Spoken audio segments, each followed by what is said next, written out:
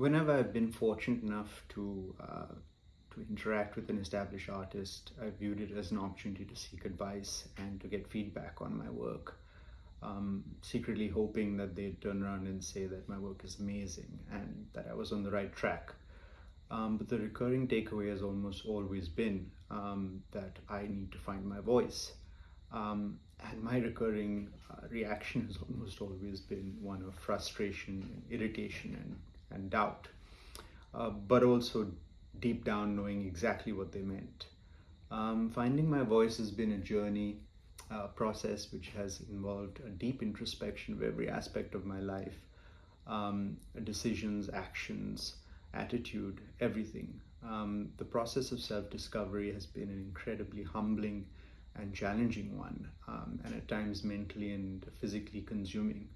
But it is, in my opinion, an imperative, and one that arguably applies to any walk of life, be it becoming an artist, an entrepreneur, or a professional in any field. Through my experiences and learnings on this journey so far, I hope I can encourage you to discover yourself and to find your own voice. Often the first question that I am asked by those intrigued in my story is what made me want to quit finance. And thinking back at the various roles I held as a finance professional, I now recognize that I had merely existed in the comfort zone. I was successful, no doubt, and by that I mean I'd achieved career progression and a certain level of financial security and stability. However, I never had that desire to push myself to go beyond this comfort zone and stretch myself, not just to be good at what I do, but to be the best of myself. And there were, of course, instances when this desire did kick in, and those moments were different. The satisfaction from achieving success in those moments was special, but these were rare. And in truth, I had let myself slip into a state of stasis. Recognizing and accepting my predicament didn't occur overnight, and neither did the process of getting myself out. There were many contributing factors that actually led me to my decision, but tearing my ACL ligament in my left knee was the event that actually put things in context for me. The injury hit me particularly hard because for the longest time, perhaps even more than my artistic pursuits, my athletic ability was central to my identity, both for myself as well as how others viewed me. Whenever I would run into a schoolmate from BIS, particularly a junior, they would recognize me as ADK the runner.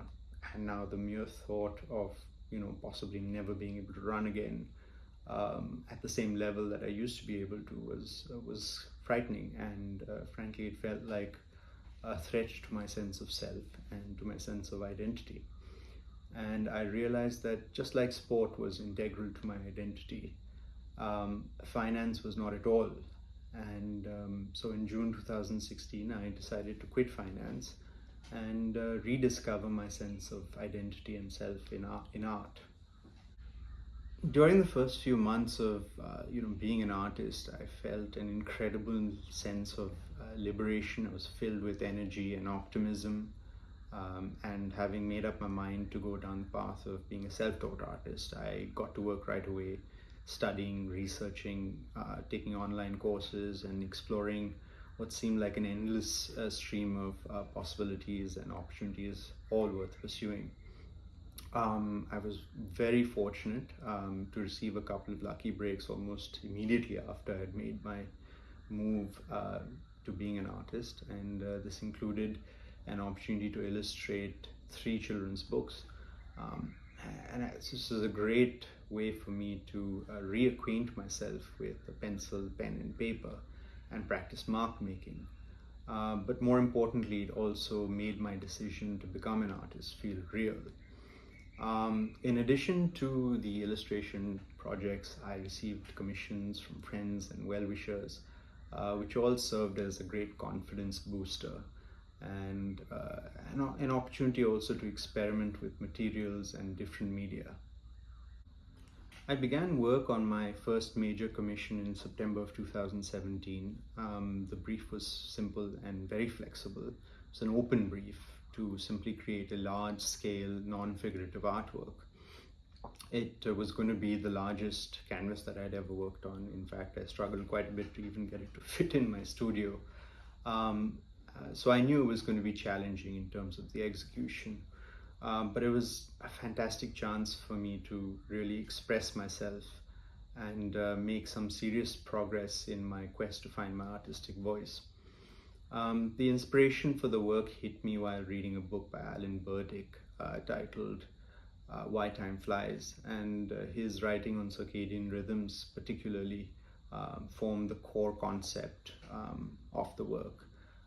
Well, time did fly, and it took me almost 8 months to complete the work, which finally spanned 4 feet in height and 12 feet in length. The execution process was both physically and mentally intense, and I spent days at a stretch in the studio, isolated and completely immersed. The work did take a lot out of me, and unsurprisingly, when I finally completed it, I felt a great sense of pride and happiness, and more so because the client was extremely satisfied. However, the feeling of joy was quite short-lived, and that was something I was not really prepared for.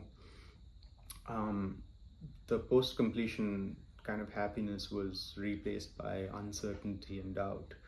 Unsure of whether it accurately represented who I am. I was unwilling to commit to the form of expression and style that I had used in the commission. And as a result, I felt extremely deflated, because I wondered, had I spent all that time and effort and energy all for nothing?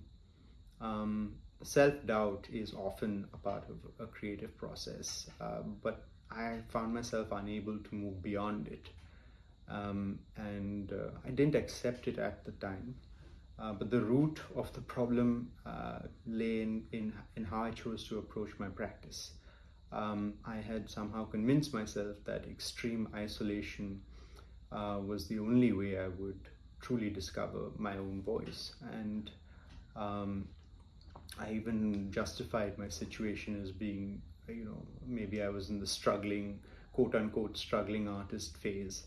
But I knew, however, that my approach was not sustainable, it was imbalanced, and a change was definitely in order. Sometimes it's just not possible to muster up the will or the conviction to effect change from within, and in these circumstances, an external change needs to be forced upon you. For me, this change was delivered in the form of the pandemic and the lockdowns that followed. Having grown accustomed to a creative process that's built on isolation, my initial reaction to the pandemic and enforced lockdown and the idea of working from home was one of fearful resignation that I just would not be able to create and produce any art. Instead, it turned out to be exactly the kind of change that I needed.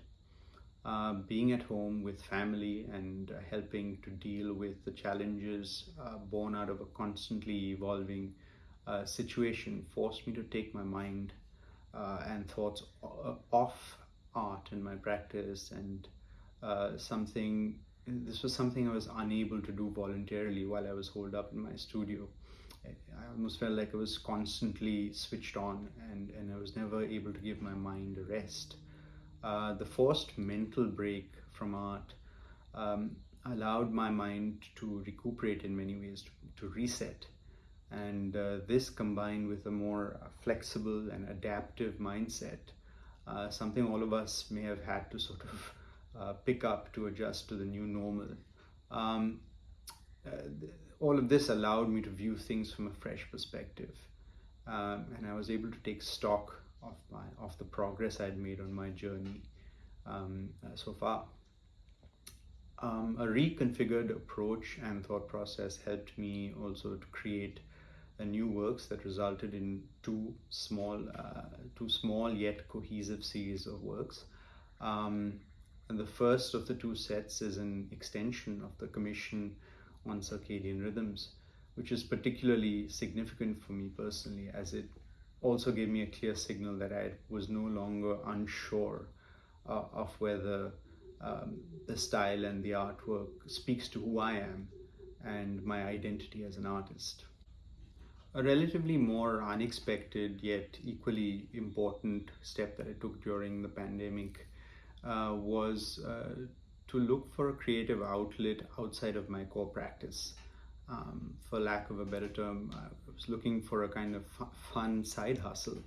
And knowing that I had a passion for shoes and a love for shoes, my wife Ridhima on multiple occasions had encouraged me to look up a well-known sneaker artist and customizer called the Shoe Surgeon.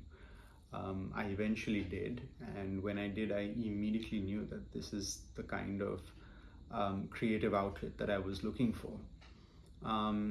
Maybe I shouldn't be surprised because it seems like I made my first custom sneaker mock-up back in 1997 while I was still in BIS. Probably did it while I was in a class or something like that.